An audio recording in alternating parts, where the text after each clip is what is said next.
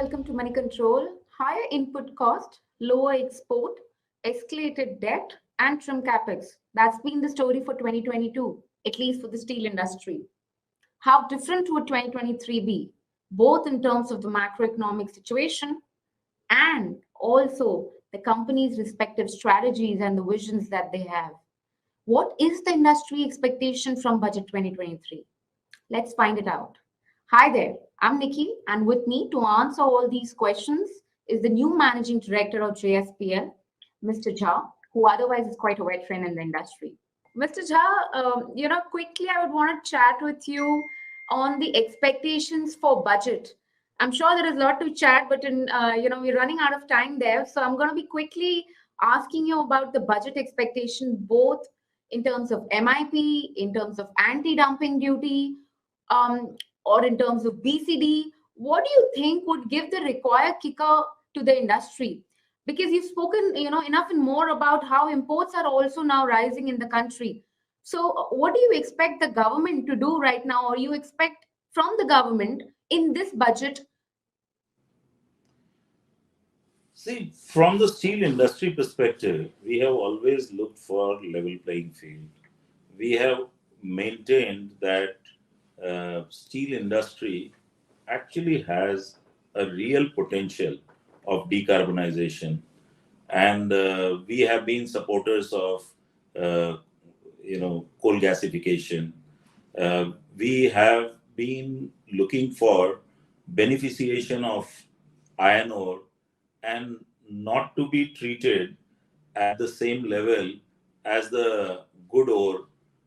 So if there is anything that can be done to make sure that poor quality ore is beneficiated and used in India by the Indian producers, any incentivization in that direction will be extremely helpful to put up these beneficiation plants and also make sure that resources are not wasted in the country.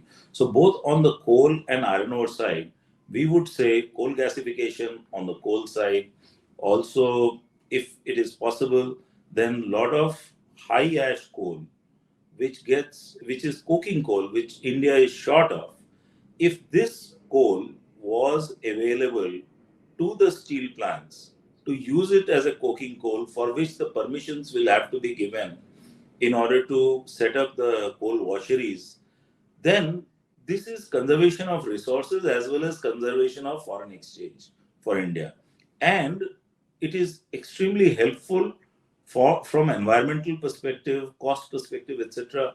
If iron ore beneficiation was incentivized in this country, not by giving additional money, but simply by saying that whatever is the premium that is charged for a high grade iron ore, that should be eliminated or reduced significantly for low grade iron ore, so that it can be beneficiated and used as a high grade iron ore.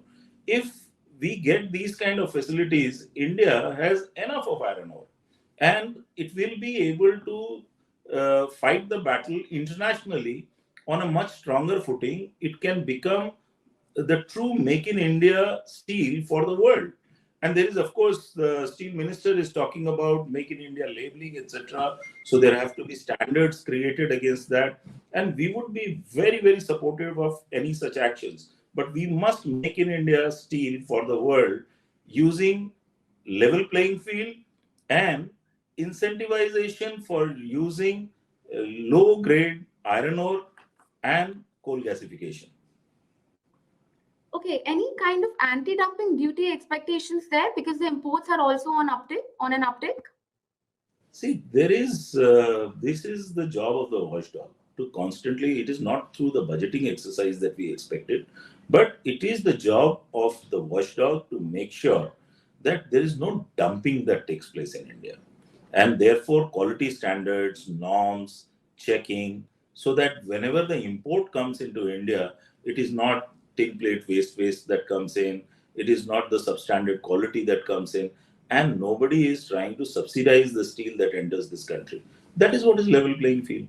After all, we are not having any subsidies in India to produce steel. So why not? And there you can see the non-tariff barriers coming up everywhere, including Europe, Where there is a non-tariff barrier now, there is a carbon taxation that is being added.